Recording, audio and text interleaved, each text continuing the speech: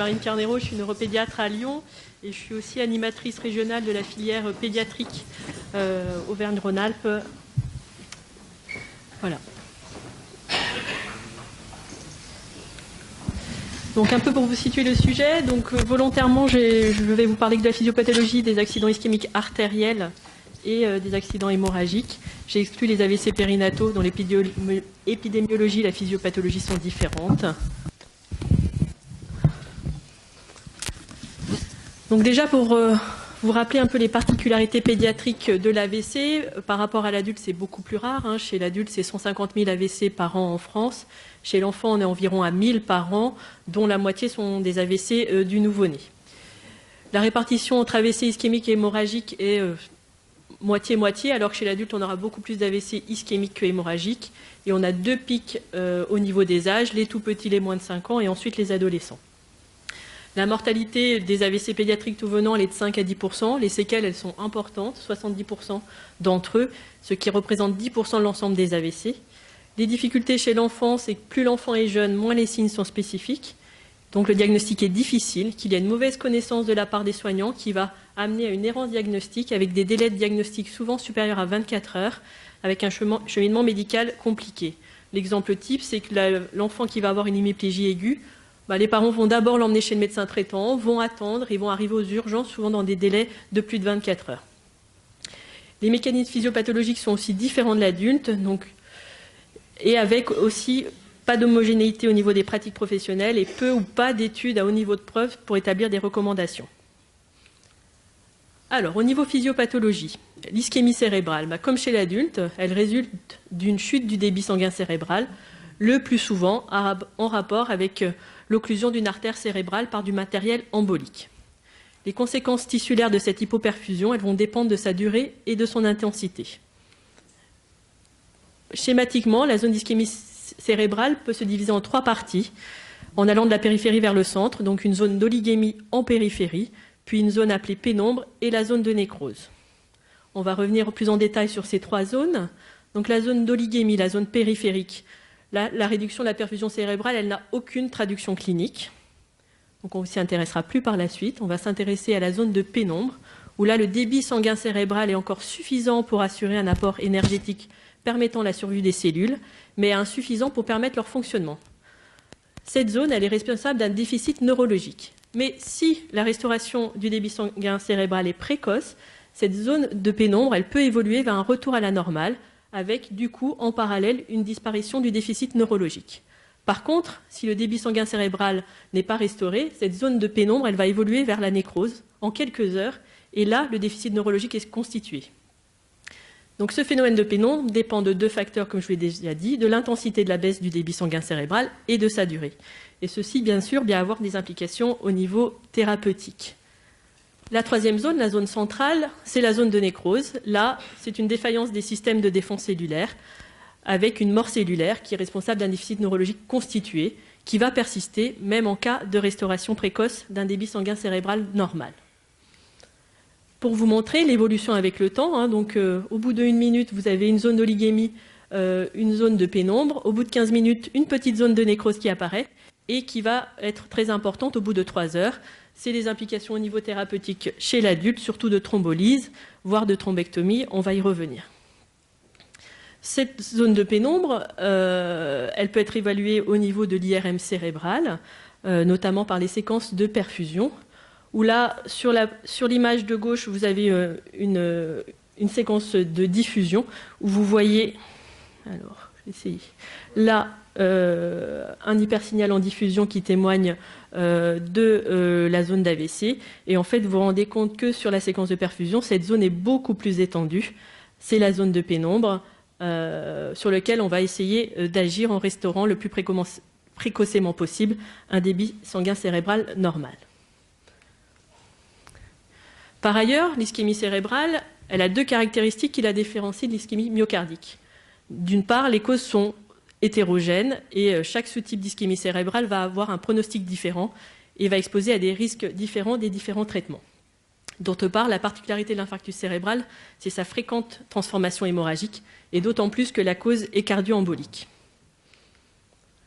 Pour vous faire un rappel sur les étiologies d'infarctus cérébraux chez l'enfant, pour ce qui vous intéresse, donc c'est les cardiopathies emboligènes et les troubles du rythme, ça représente 20% des AVC ischémiques pédiatriques et 80% vont être représentés par des artériopathies cérébrales, que ce soit mécaniques de type dissection, d'artériopathie cérébrale post-varicelle, donc d'artériopathie transitoire qui est la cause numéro 1 d'AVC chez l'enfant, ou d'autres pathologies comme le moya-moya, les méningites, les élastopathies, les artérites cérébrales, mais aussi les maladies du sang et les maladies métaboliques. Pour les causes cardiaques, donc ça représente à peu près 25% de l'ensemble des causes d'AVC ischémique chez l'enfant. Et dans la plupart des cas, on dit qu'une embolie est responsable de cette atteinte cérébrale. Les causes cardiaques connues, c'est celles, je ne vous apprends rien, les cardiopathies congénitales, les valvulopathies, les tumeurs valvulaires, les prothèses valvulaires, mais aussi les arythmies cardiaques et les cardiomyopathies. Donc, il en ressort qu'il est recommandé de réaliser un traitement chirurgical de ces cardiopathies congénitales à risque lorsque celui-ci est envisageable et de procéder à l'exérèse d'un myxome de l'oreillette. Donc, pour revenir aux implications thérapeutiques par rapport à ces zones de nécrose, de pénombre et d'oligémie, donc cette zone de nécrose, c'est cette région à risque d'infarctus cérébral dont le devenir il est imprévisible et dépend surtout donc, de la restauration précoce d'un débit sanguin cérébral normal. Comme cette pénombre elle est évolutive dans le sang, la démarche thérapeutique va être d'essayer de rétablir un débit sanguin cérébral normal dans la zone de pénombre, donc avec les mesures symptomatiques que vous connaissez, le maintien de la pression artérielle, mais aussi des techniques invasives comme la thrombolyse ou la thrombectomie. J'y reviendrai tout de suite après. Soit, la deuxième possibilité, c'est de permettre à cette zone de pénombre de tolérer le plus longtemps possible cette situation en attendant une recanalisation spontanée par thrombolyse ou la mise en jeu des suppléances grâce aux manœuvres de neuroprotection. La neuroprotection, voilà, c'est la lutte contre les axos, les agressions cérébrales secondaires d'origine systémique, le maintien d'une tension artérielle correcte, la lutte contre l'hyperthermie, une glycémie normale. Donc la thrombolyse, les données chez l'adulte, c'est que les délais de thrombolyse sont de 4h30 pour avoir justement une efficacité, une restauration précoce du débit sanguin cérébral pour la voie intraveineuse et de 6 heures pour la voie intra-artérielle. Maintenant, chez l'adulte, on est passé à la thrombectomie mécanique qui donne de meilleurs résultats sur le pronostic. Et là, des délais sont de 6 heures, voire de 12 heures en cas d'occlusion du tronc basilaire. Qu'est-ce qu'on peut dire sur la thrombolyse en pédiatrie à l'heure actuelle? Que déjà, elle va concerner une minorité des accidents ischémiques cérébraux, parce qu'il faut effectivement qu'il y ait une thrombose in situ, une thromboembolie. Et comme je vous l'ai dit, la majorité des AVC ischémiques pédiatriques, c'est un mécanisme artériopathique. Et là, le rationnel il est beaucoup plus discutable et on pense que ces enfants ne relèvent pas d'une thrombolyse. Ce qu'on peut dire sur la thrombolyse aussi, c'est qu'il y a très peu de séries dans la littérature, mais il y a 2 séries en tout cas qui ont mis en évidence qu'il y avait 2% au total des enfants qui ont eu une procédure thrombolytique, qu'au niveau sécurité, il n'y a pas de problème, il n'y a pas plus de complications que chez l'adulte, pas plus de transformation hémorragique. Mais pour l'instant, on n'a pas de supériorité démontrée par rapport au traitement classique.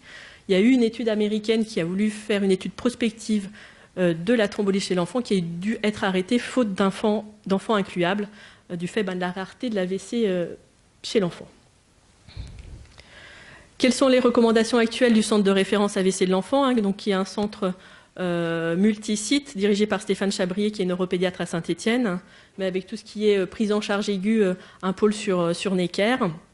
Donc la thrombolyse, elle doit être discutée au cas par cas, en concertation pluridisciplinaire temps réel, pour les enfants et d'autant plus pour les adolescents qui ont une occlusion d'un gros tronc artériel, une thrombophilie majeure, une embolie cardiaque, ou une occlusion du tronc basilaire avec des signes cliniques ou radiologiques de gravité.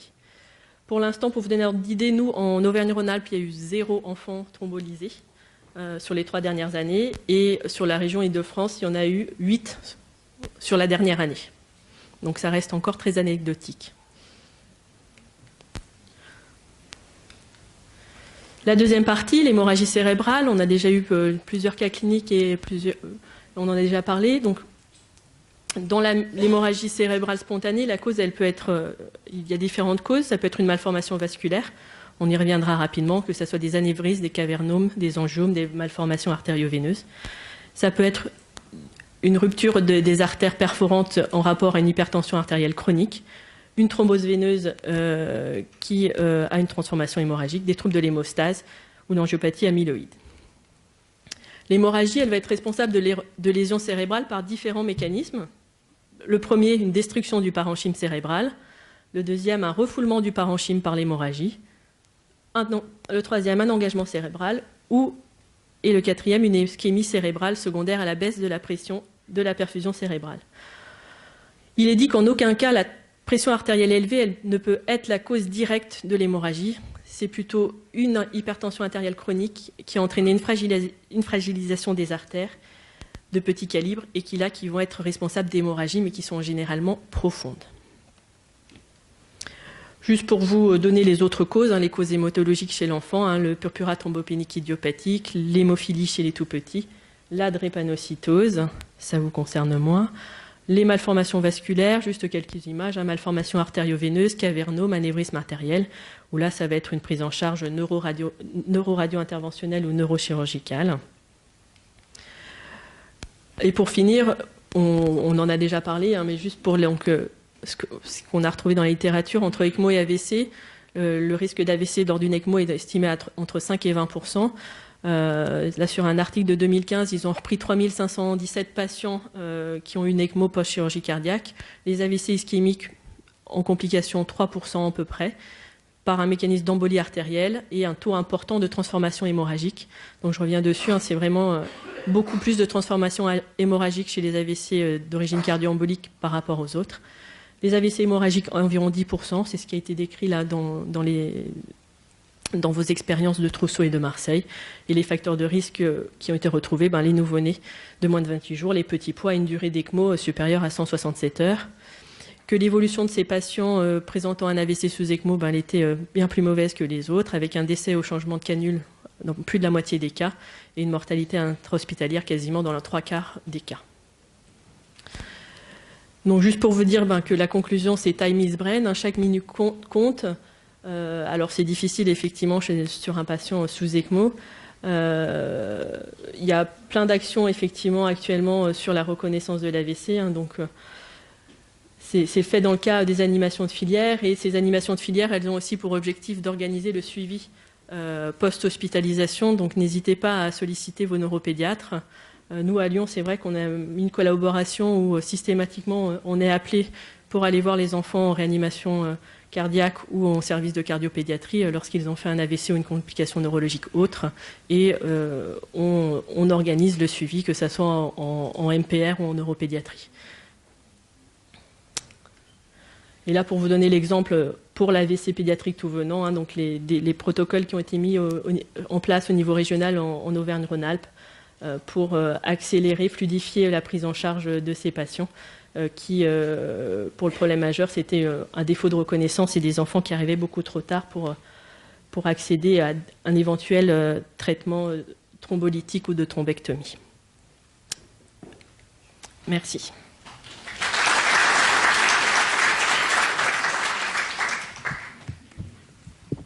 Merci, c'est très intéressant, ça fait du bien. Ça fait du bien aux réanimateurs de chirurgie cardiaque des congénitaux d'entendre ça de la part des neuropédiatres. Il y a plein de choses encore à faire. Vos premières remarques, vos questions, tout de suite. Oui, prends un micro. Une des questions, j'ai vu qu'il y avait donc découvert qu'il y avait un centre référent, et comme nous on essaie de faire, est-ce que vous avez déjà des relevés statistiques? Est-ce que vous avez déjà une base qui vous permettrait de recenser pour l'instant, il n'y a pas de registre officiel. Nous, au niveau de la région Rhône-Alpes, on tient un registre mais qui est officieux, donc tous les cas me sont rapportés, je tiens un listing. Par contre, au niveau national, non, pas encore. Il va y avoir au niveau national un registre là, qui a commencé il y a 48 heures, des thrombectomies et des thrombolies chez l'enfant. C'est déjà une étape, et il faudrait que tu aies un micro, Bernard. Il est dans les parages, il revient. Oui.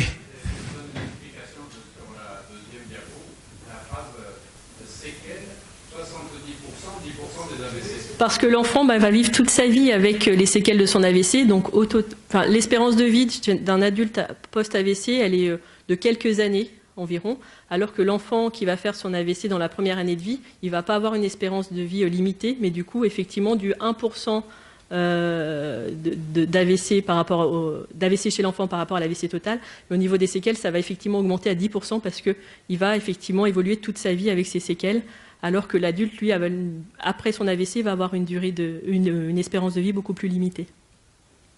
Donc ça veut dire que 10% des gens qui vivent avec des séquelles d'AVC sont des AVC encore. C'est ça. En termes de prévalence Oui. dans la population. C'est ça. D'accord. Et donc, je vais redire 70%, ça veut dire que si on, je ne sais pas quel est le critère AVC, mais si on prend AVC chez l'enfant, 70% des enfants qui ont eu un AVC en ont des séquelles. Alors, ont des séquelles. Alors. De quelle manière? Alors, c'est pas que les séquelles motrices, c'est vrai que c'est celle-là où on pense en priorité, mais c'est surtout les séquelles neuropsychologiques et notamment de troubles des apprentissages. Où là, effectivement, l'évaluation est plus difficile, elle n'est pas faite systématiquement. C'est pour ça qu'il est important de les suivre au long cours. Et voilà, les troubles d'apprentissage, ça se verra à partir du CP, quoi, et rarement avant. Enfin, surtout s'ils ne sont pas suivis. Un enfant qui a un AVC, j'ai le droit de reperméabiliser la même carotide jusqu'à quelle heure sans provoquer une hémorragie secondaire? Alors, ça, il n'y a pas encore de recommandation officielle. Pour la thrombolyse, les délais, c'est 4h30 après la survenue de l'AVC. Oui, ma question c'est que si j'ai une ECMO dans une carotide droite qui dure 3 jours, je dois décanuler après. Et à cause de cette cannulation carotide, j'ai un AVC, j'ai eu une nécrose du côté droit à cause de la cannulation carotide. Est-ce que j'ai le droit de réparer dans les 3-4 jours? Non. Si l'IRM elle montre effectivement des lésions déjà sur les séquences flares, c'est que c'est des lésions qui sont constituées. Et là, il n'y a plus d'intérêt à faire de thrombolyse ou de thrombectomie. Si je répare, je restaure un flux sanguin en cas de nécrose, je provoque une hémorragie? Il y a un risque d'hémorragie, oui. Merci. Le flux sanguin, il vit exactement pareil. Dans la zone où il y a l'infarctus, le flux sanguin est lié par le polygone de Willis, on répare la carotide primaire. Oui, je parle en cas de défaillance du polygone de Willis. J'ai utilisé ma carotide, j'ai une défaillance du polygone, donc j'ai eu une nécrose. Dans ce cas-là. C'est souvent une embolie. Du même côté. Je reviens quand même, c'est important. 70% des enfants qui ont un AVC, des séquelles, ça ne correspond absolument pas à mon expérience. 70% des gens qui ont un AVC, toute population ont des séquelles. Non, c'est des enfants. Des enfants, mais en incluant les troubles des apprentissages. Sauf que... Juste pour resituer un petit peu les choses, finalement il y a une course contre la montre à la pose de l'indication de l'ECMO. Après il y a une course contre la montre pour cette zone de pénombre là qui va dégénérer éventuellement si on ne fait rien. Donc moi ce qui m'intéresserait c'est de savoir quel est le meilleur monitorage ou quels sont les différents paramètres à surveiller et paramètres médicaux mais aussi paramédicaux pour le coup. Est-ce que vous avez des réponses là-dessus?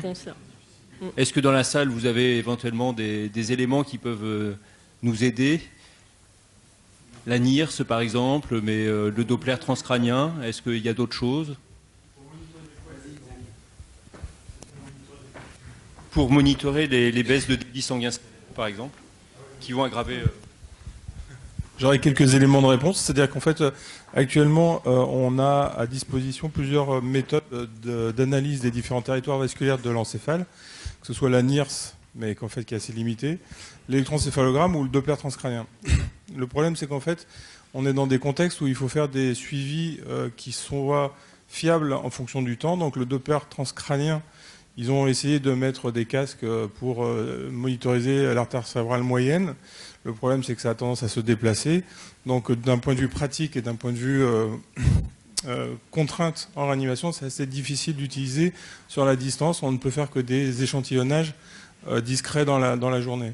Donc, il reste 2 techniques, et c'était l'objet de la planche d'hier, là. C'est que chacune des techniques a une zone d'ombre,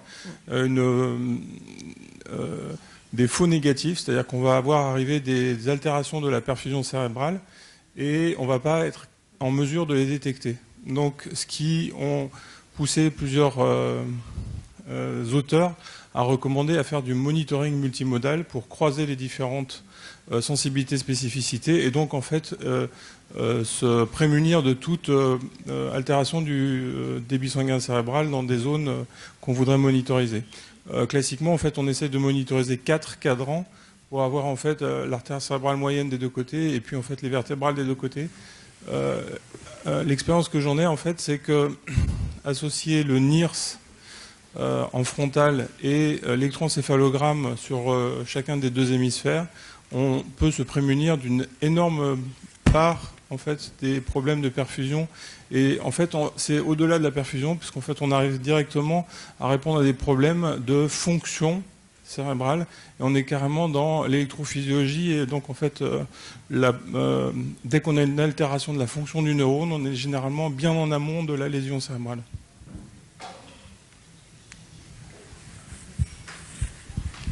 Tu pouvais continuer, hein. tu suspends ton vol. Mais non, c'est très très juste. On a vraiment l'impression qu'on est un peu dans l'archaïsme de la surveillance de la souffrance cérébrale. On a progressé par rapport à une autre époque où on n'avait rien, sauf de faire un électroencéphalogramme une fois qu'il y avait des signes. Donc l'électro, il montrait des anomalies.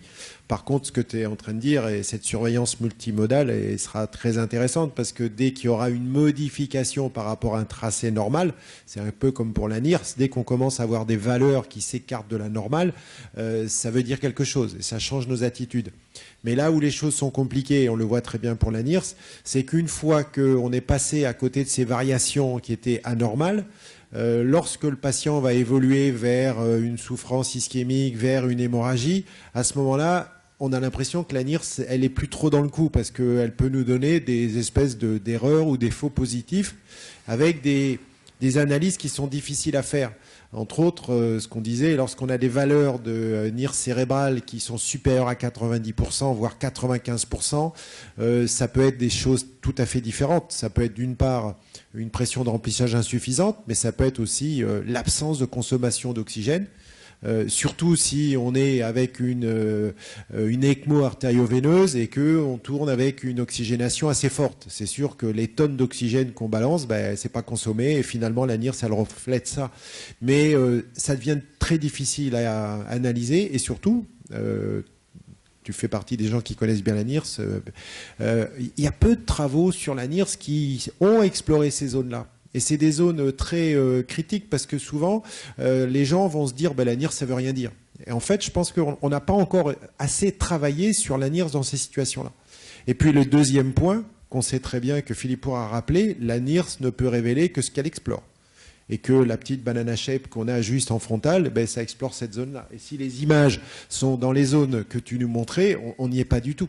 Donc on attend le casque intégral de NIRS, on attend des choses comme ça. Tu voulais... En fait, on a pris l'habitude de mettre des niveaux d'alarme du NIRS qui sont des niveaux inférieurs. Mais on peut très très bien mettre des niveaux supérieurs parce que je rappelle juste à titre d'exemple que dès lors qu'on a initié une lésion cérébrale et particulièrement en ECMO ou en assistance circulatoire, que ce soit la CEC ou l'ECMO,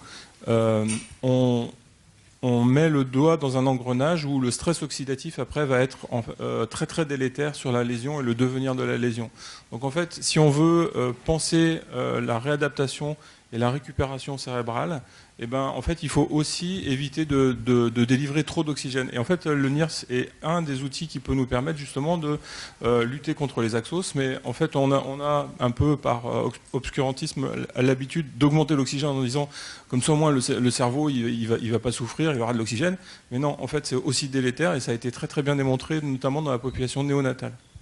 Oui, c'est très juste ça. Et quand on a un patient qui a des NIRS trop belles, même si on essaie d'adapter l'oxygénation, souvent il suffit de le réveiller. Et là, à ce moment-là, il va consommer et il va normaliser son... Et donc, j'aimerais bien avoir le point de vue des neuropédiatres sur la NIRS. Nous, on est dans notre domaine et on y attache de plus en plus d'importance. Mais les neuropédiatres, vous en pensez quoi ? Alors, je vais juste terminer. En fait, l'oxygénation aussi au niveau de l'autorégulation cérébrale va entraîner avec l'hypocapnie une vasoconstriction. Donc en fait, on va encore aggraver le problème. Sur la NIRS, ça, j'ai rien à rajouter hein, sur ce qui a déjà été dit. Hein, effectivement, on est sur une zone très limitée, donc. C'est le premier moyen qu'on a eu à notre portée, parce que j'insiste, avant on n'avait rien du tout. Et quand tu parles des séries d'ECMO qui étaient avant l'utilisation de la NIRS, on n'avait pas de... Chiara, si tu veux parler sur tout ça. Je voulais juste faire une observation. Je pense que la NIRS, et on l'a vu avec un cas clinique qui s'est présenté en Italie, à Rome, il y a quelques années. Donc, d'ailleurs, on a écrit aussi un case report parce que c'était vraiment éclatant. La NIRS peut montrer aussi un état de mal parce que la modification en fait de la courbe de NIRS, ça c'était sur un patient qui n'a pas eu en fait la possibilité de sortir de la COC. C'était une reprise d'un switch. À 30 jours, 40 jours de l'opération pour une grosse sténose de l'ostium, en fait, unique. C'était un ostium unique. Et on l'avait mis en ECMO pour, en fait, impossibilité à sortir de la COC. Ces patients ont été aussi massés avant la mise en COC parce que c'était une opération d'urgence. Et les tableaux, en fait, des NIRS, ça a modifié pendant la nuit en faisant des courbes comme un diapason, en fait. Donc, on a comme ça fait un électroencéphalogramme qui a montré un énorme état de mal sur un AVC qu'on a juste imaginé par l'écho-encéphalogramme parce qu'on ne pouvait pas les ramener faire les scanners, c'était trop instable. Et on a fait la thérapie antiépileptique. Sur ça, le tableau de NIRS a changé et il est revenu vers la normalité. Alors, on avait revu la littérature, surtout pour la neuropédiatrie. Il y a des cas des case reports qui sont décrits sur la pédiatrie générale qui s'occupe de la neurologie, où effectivement ça vient la description du fait que parfois la NIRS, quand il y a des grosses altérations, peut montrer un état de mal, en fait, comme un électrode de l'électroencéphalogramme. C'est compliqué de mettre un électroencéphalogramme en continu sur un patient ECMO qui fait aussi des soins, mais si on a des grosses altérations de NIRS, on peut appeler à ces moments-là l'électroencéphalographiste pour voir si franchement il y a un état de mal. Parce qu'on l'avait aussi interrompu la sédation, mais il n'y avait aucune modification clinique. Parce que parfois l'état de mal, il est électrique, mais il n'est pas clinique. Donc ces patients-là qui les font, on ne les voit pas. Et je voulais juste dire encore une chose, contrairement à ce qu'on avait dit avec Philippe Poire, ces NIRS avait un niveau très élevé, supérieur à 95. Donc en fait, il y avait une saturation de la composante artérielle très importante. Donc comme tu disais, Philippe, peut-être ou l'ischémie la provoque ça, ou on consomme plus de l'oxygène dans la zone où il y a l'AVC. Mais la courbe était vraiment modifiée d'une façon importante. Et donc ça pousse aussi pour une utilisation de la NIRS en dehors du contexte de l'ECMO, en dehors du contexte de la chirurgie cardiaque pédiatrique où ça s'est développé le plus. Et comme il y a beaucoup de réanimateurs pédiatriques, j'aimerais savoir si vous utilisez la NIRS en dehors de nos patients d'ECMO, en dehors de nos patients de chirurgie cardiaque, parce que sur ce qu'on entend, il y a un intérêt. Donc différents réanimateurs, à commencer par toi, n'est-ce pas ? On l'utilise très très régulièrement sur tout état de choc. C'est un moyen non invasif d'explorer et de surveiller les enfants. Donc on l'utilise le plus souvent possible. On en a 4 en plus. On a quand même cette chance. Je voulais aussi poser une question. Quand il arrive en fait en AVC pendant l'ECMO avec les monitorages de la coagulation, l'anticoagulation, parce que ça aussi c'est très difficile avec tout le monde. Il faut baisser l'anticoagulation, il ne faut pas la baisser. Qu'est-ce qu'il faut faire? Et juste pour finir la question, est-ce qu'il y a des guidelines pour la fibrinolyse du patient sous ECMO? Non. Des guidelines, non. Pour la fibrinolyse. Sur l'anticoagulation, c'est toujours pareil, hein, c'est la balance bénéfice-risque. On est dans une situation, je dirais pas impossible, parce que malheureusement on la vit souvent, mais c'est une situation terrible. On sait qu'on est sur un AVC qui soit ischémique ou hémorragique d'emblée. De toute façon, s'il est ischémique sous ECMO, il va finir hémorragique. Et on est avec l'obligation d'avoir une anticoagulation efficace. Alors en effet, on peut faire comme ça arrive quelquefois, on suspend l'héparine pendant quelques temps, mais en effet, pour la zone de pénombre, il faut qu'on fasse ça combien de temps? Vraiment, c'est des choses sur lesquelles on a besoin de comprendre, parce que des guidelines, le jour où on aura une stratégie un peu dans l'infarctus ou l'AVC de l'adulte, on aura gagné, mais sous ECMO, on est...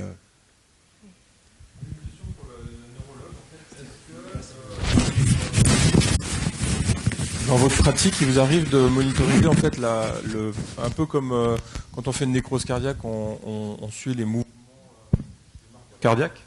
Ça marche une fois sur deux le micro. Est-ce qu'en fait dans votre pratique ou dans certains cas, il vous arrive de suivre le mouvement de la NSE ou de la SB100 là, en fait, pour voir le volume de la nécrose cérébrale? Non, jamais.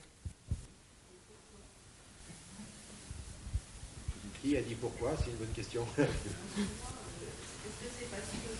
Prends le micro, Dominique. Non, on le fait pas. Est-ce que ça le deuxième micro qui sort. Tiens, passe le micro à Fred. Et est-ce qu'il y a des gens qui le font dans la salle? Je voudrais apporter un élément de réponse à votre question qui est intéressante. On a créé le premier symposium européen sur les AVC à Saint-Étienne là en septembre dernier. Et beaucoup de pays européens en arrivent à faire une hémisphérotomie précocement dans l'AVC néonatal. C'est vous dire à quel point finalement c'est pas un élément pronostique important, la taille de l'AVC. Quelque part, il vaut mieux enlever un AVC, un hémisphère malade chez un enfant pour pas qu'il fasse des tas de mal, le syndrome de West, etc. derrière. Et la plasticité est telle que finalement avec un seul hémisphère, on peut avoir une vie quasi normale, avec une reprise du pouvoir et une hémiplégie qui va évoluer extrêmement bien. C'est le progrès majeur dans la chirurgie de l'épilepsie maintenant. Quand on a une malformation corticale unilatérale, on déconnecte tout un hémisphère et derrière le pronostic est totalement bouleversé. C'est pour ça que, vous voyez, on dépenserait beaucoup d'énergie sur une chimère, quoi, finalement. Parce que ce qui compte beaucoup, c'est la plasticité dans ces cas-là. Tu es d'accord, Marilyn, avec... Complètement d'accord, oui. Oui, ça a un impact très fort, ça, hein, parce que dans les discussions, justement, ça peut se terminer en discussion de limitation de soins par rapport à des images effrayantes. C'est sûr que vous allez beaucoup nous aider. Hein. On a déjà partagé ça ensemble plusieurs fois. C'est très important hein, d'avoir... Le plus beau cas de la journée, c'est le cas d'Anna dès ce matin. Parce que finalement, je voulais demander à Anna, à Jana, pardon, le premier cas, si on avait su justement par une belle imagerie qu'il y avait eu un AVC, par exemple pré-ECMO pour cet enfant, est-ce qu'on aurait mis autant d'acharnement et d'énergie alors que finalement cet enfant pour l'instant va bien, même s'il a peut-être des séquelles cognitives. Donc c'est pour ça que l'imagerie, il faut en discuter en pluridisciplinaire et au cas par cas, c'est l'impression qu'on a, quoi. Oui, voilà, c'est ça. On n'aurait certainement pas mis d'ECMO alors que cet enfant va bien. Et donc, dans une discipline où, moi qui ai fait 5 ans de clinique en réanimation, je me dis maintenant, il y en a beaucoup qui auraient survécu avec une ECMO. Donc, dans une discipline qui est en progrès et qui sauve beaucoup d'enfants, je me dis, il faut faire attention aux précautions qu'on peut prendre et il vaut mieux des fois compter les points après, entre guillemets, sans faire de catastrophe, hein, plutôt que de faire énormément d'imagerie en pré-thérapeutique. Mais je sais que c'est jamais si tranché que ça. Hein. Vous savez, dans la littérature, plusieurs cas d'AVC adultes sont mises pour les traumas crâniens pour les adultes, tous les AVP et les traumas, que ce soit crâniens. On retrouve souvent des AVC hémorragiques avant l'ECMO. Et l'outcome, les résultats après, c'est de bons résultats. Le saignement, il n'augmente pas, l'ischémie n'augmente pas. Mais c'est vrai que c'est mieux les résultats sont mieux quand on mène une ECMO sans héparine. Mais il y a beaucoup de centres qui font quand même des ECMO, même s'il y a des images cérébrales. Pour les adultes, moi, j'ai pas de données pour les enfants. Après, nous, les neuropédiatres, on est demandeurs de toute image possible. Hein. Si vous faites un scanner thoracique, remontez un peu sur le cerveau dès que possible. Mais c'est pour dire, j'ai essayé naïvement, avant cette journée, de vouloir vous donner une sorte de protocole. Faites une échographie transcrânienne en pré-thérapeutique, faites le pendant, faites-le après. Faites un scanner avant, faites une IRM après. Et finalement, on n'y arrive pas, parce qu'à chaque fois, les cas sont différents, le terrain d'habilité est différent. Donc, c'est vraiment une discussion cas par cas et pluridisciplinaire. C'est certain qu'on a, en général, on a une attitude très timorée, très craintive, et on redoute tout de suite. Et quand on fait de l'imagerie pré-interventionnelle, on aurait tendance à freiner actuellement pour dire tout ce qu'on va faire derrière. Je pense à une autre cardiopathie, les hypo-VG, comme on a vu l'exemple de Strasbourg, qui finissent avec une opération, le Norwood, puis qui vont avoir une deuxième opération quelques mois plus tard et une troisième. Avant de se lancer là-dedans, on hésite beaucoup. Et entre ne rien faire sur un enfant qui aurait finalement vécu normalement, et puis mettre quand même une ECMO sur un enfant qui va être dans un état neurocatastrophique, comme tu as dit tout à l'heure, les 70% tout au long de leur vie, c'est très très difficile. Et c'est vrai que la coopération avec les neuropédiatres, elle est fondamentale. Elle est fondamentale et les progrès qu'il y a à faire, ça a une importance majeure. De notre côté, nous, il faut qu'on progresse dans nos tuyaux, nos ECMO, notre surveillance d'hémostase, etc., etc. On va dire que c'est notre métier au quotidien, mais on a vraiment besoin de savoir si on se lance sur quelque chose sur lequel il y a quand même un pourcentage de survie tout à fait acceptable sur le plan neurologique, j'entends, ou c'est une cause perdue. Il faut surtout pas faire ça parce que le contexte de l'enfant, de la famille après est inacceptable. C'est vraiment une décision terrible à prendre. Là, actuellement, on est un petit peu... Je crois que je parle pour tout le monde. On est un peu tout seul dans ces décisions-là et on fait ça en fonction de notre expérience, on fait ça en fonction de choses qui ne sont pas tout à fait adaptées. C'est vous qui allez nous aider, hein. C'est vraiment fondamental. Des remarques après cette...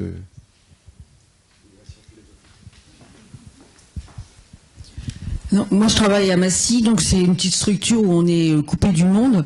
Et quand on a un problème neurologique, on se retrouve avec nos images et nos trucs comme ça, et on ne sait pas quoi faire, quoi. Pour avoir un neurologue, il faut prendre sa mobilette et aller à Necker voir le mec de garde, etc. Et c'est un peu un problème, quoi. Quand on voit qu'il y a des trucs urgents à faire, donc ça serait bien qu'il y ait une structure quand même ou un SOS. Alors pour l'AVC, il y a un numéro d'astreinte 24-24 qui est celui de Necker, de l'astreinte de neuropédiatrie de Necker, qui peut donner des avis au niveau national. C'est dans le cadre du centre de référence, donc là vous pouvez contacter. Après, pour des discussions un peu semi-urgentes, il faut savoir que 3 vendredis après-midi sur 4, il y a une visioconférence du centre de référence AVC de l'enfant, le vendredi de 15h à 17h, où tout le monde peut se connecter. C'est très important, là, on vient d'apprendre un truc génial, c'est vraiment, là tu auras une réponse et on va communiquer là-dessus et il faut vraiment que les liens se resserrent avec ce centre référent, avec vous, parce que vous voyez, on est vraiment dans une situation terrible et la décision pile ou face, pour nous, ça se joue à rien, n'est-ce pas Issam? Ça se joue à rien du tout, on y va pas, hein, c'est... Oui, vas-y. Juste, vous nous disiez que toutes les images étaient bonnes à faire, mais si dans tous les cas on dit qu'on ne sait pas ce que ça va donner, que donc on ne peut pas limiter un enfant pour une ECMO là-dessus, moi quand je suis en réa, bon j'ai de la chance, le scanner il est au bout du couloir, mais l'IRM est dans l'hôpital en face, il faut prendre les souterrains. Est-ce que c'est pas plus dangereux de transporter un enfant qui est pas loin d'une ECMO, que ce soit respiratoire ou cardiaque, problème, pour faire une image qui ne changera rien? Je sais pas ce que vous en pensez. Pas jamais en faire alors.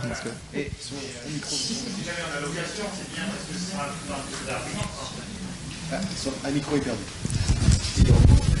C'est ce que je disais, mais si ça peut aider dans le faisceau d'arguments et qu'on a l'occasion de faire une bonne ETF ou un scanner thoracique, autant remonter, c'est l'argument qu'on avait envie de donner. Mais c'est la priorité à l'enfant, effectivement. On a ce problème chez les prématurés. Des fois, on fait des IRM, ils ont froid, ils se dégradent et on a l'impression qu'on transforme des hémorragies intraventriculaires grade 2 en grade 3 juste à cause de l'IRM. Donc finalement, il faut revenir à primum non nocere dans la médecine et penser d'abord à l'ECMO avant de penser à l'imagerie cérébrale. Ce que je vous dis, c'est le fruit d'une réflexion pluridisciplinaire avec les radiologues et avec les neuropédiatres français. On avait envie de vous passer ce message. Si vous avez l'occasion de faire un scanner thoracique, remontez sur le cerveau, on aura d'autres arguments pour discuter avec vous. Mais ne le faites pas en systématique. Oui, Xavier, reprend le micro. C'est le micro lyonnais, là. Il était parti chez les Lyonnais, le micro, là. Bon, il arrive de Fred. Non, j'aimerais juste savoir, en fait, chez l'adulte, il y a eu beaucoup d'études sur les méthodes de récupération cérébrale en imagerie cérébrale fonctionnelle. Est-ce qu'en fait, dans le domaine pédiatrique et néonatologique, on a commencé les études ou on a des arguments de réponse déjà? Oui, l'IRM fonctionnel, il y a des études qui sont faites chez le nouveau-né, chez les enfants qui ont fait des AVC néonataux. Je ne pourrais pas vous donner les résultats, là, je ne les ai pas en tête, mais effectivement, c'est avec le centre de référence, hein, donc il y aura des données là, qui vont sortir. Et c'est uniquement IRM fonctionnel, il n'y a pas de TEP à l'eau en fait? Non, je crois que c'est IRM fonctionnel.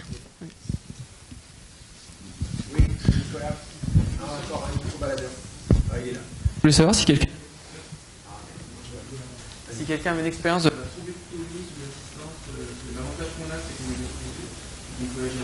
Je voulais savoir si quelqu'un... Alors je parle de l'ECMO, je parle aussi du Berlin. Moi j'ai lu des case reports là-dessus. Il y a une autre expérience inverse qu'on a sous ECMO, et c'est l'inverse de l'autre côté, c'est le Novocéven, et ça en général ça se finit mal. Mais je pense qu'on pourrait aller plus facilement sur la thrombolyse, parce que, a priori, un peu plus facile, je pense, de gérer les problèmes de segment plutôt que des problèmes de thrombose de circuit, parce que ça finit par tout thromboser. Et en effet, on devrait y réfléchir. Par contre, ce qui fait peur, c'est l'hémorragie derrière. Hein. Donc c'est la raison principale, l'hémorragie cérébrale, c'est la raison principale, je pense, pour laquelle les gens n'y vont pas. Au Bambino, il y a eu des choses comme ça, Chiara? Non, en Italie? En général, vous êtes un peu plus agressif. D'après les papiers que je vois du Bambino Jésus, c'est un peu plus agressif. Il y a eu des essais de thrombolyse? Non. Bernard? Moi, je trouve que la discussion est passionnante, donc j'en profite. Je voudrais qu'on discute un peu du côté pratico-pratique de ce problème du scanner cérébral. Parce que enfin, pour moi, c'est une vraie question. Si on décide de faire, ou si on décide de faire des coupes cérébrales pour autre chose, ou si on décide de faire un scanner cérébral chez un patient qui a fait un arrêt cardiaque, ou a été mis sous ECMO, puisque c'est de ça. Les soignants, les parents, ils voient revenir l'enfant du scanner et ils disent « et alors ?» Et c'est quoi la réponse à « et alors ?» Parce que Dieu sait si j'en ai vu des problèmes, et Dieu sait si j'ai vu des enfants chez qui même des neuroradiologues pédiatriques spécialisés disaient « c'est catastrophique ». Et puis, ma foi, l'enfant, il se réveillait, et puis l'enfant, des années après, j'ai dans mon ordinateur les dictées et les résultats des tests scolaires de certains enfants qui avaient été condamnés sur la base d'un scanner cérébral. Donc, si on décide de faire des coupes cérébrales, ou si on décide de faire un scanner, soit on n'en parle à personne, et on le fait sans que personne s'en aperçoive, soit on est capable de dire voilà ce que ces images représentent à l'âge adulte. Et est-ce qu'on est capable de dire ça? Ou est-ce qu'au moins, dans un certain nombre de cas, on est capable de dire ça? Non, malheureusement, on n'est pas capable de dire ça. On vous met sur le grill, là, un petit peu, là. Bon, juste avant de manger, allez-y. Non, on n'est pas capable de dire ça, bien évidemment, et en grande partie grâce à la spasticité cérébrale et avec au potentiel de récupération dû à cette plasticité. Le scanner, il va surtout permettre de voir s'il y a des grosses complications, notamment hémorragiques, lésions ischémiques, mais pas permettre d'établir un pronostic précis à long terme. Il faut absolument le corréler à l'examen clinique, répété. C'est pour ça qu'on préfère venir voir les enfants régulièrement pendant l'ensergement en cardio pour voir leur évolution. Là, sur les derniers cas où effectivement on était très inquiet sur des IRM cérébrales, on a vu des enfants s'améliorer très rapidement et finalement, les revoyant 2 mois après, ils avaient tout récupéré. Donc, il faut vraiment être prudent sur l'interprétation des examens radiologiques à la phase aiguë.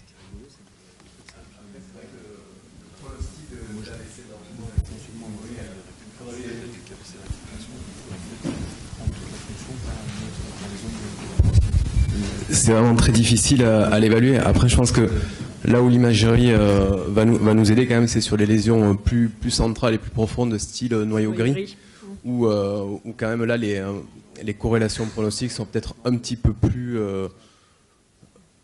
fines. Même si c'est vrai que c'est difficile, parce qu'on parlait tout à l'heure de suivi.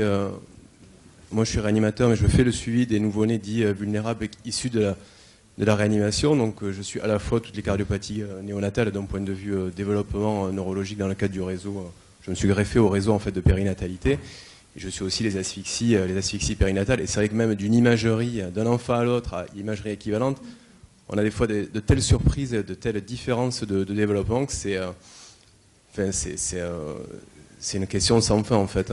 Après, il y a des enjeux, c'est vrai, éthiques, il y a des problèmes de prise en charge de ces enfants. Quelles structures sont là pour les accueillir quand ils sont vraiment lourdement handicapés? Nous, on est énormément en difficulté. Je sais qu'Euronalp est beaucoup mieux organisé avec des MPR pédiatriques qui fonctionnent.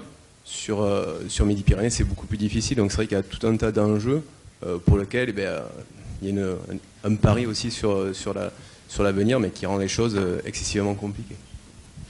Oui, tout à fait, mais je pense qu'avec le réseau qui sont en train d'organiser de leur côté, l'accès qu'on va avoir à des référents H24 pour donner des réponses, et puis aussi la prise en compte qu'ils font maintenant les neuropédiatres justement sur AVC et ECMO, hein, c'est comme vous l'avez dit, on est en train de progresser là-dessus, et comme pour répondre à Bernard, je pense qu'on va avoir maintenant des moyens de donner des réponses beaucoup plus adaptées aux parents et non pas tout ou rien. Donc on est en train de progresser manifestement.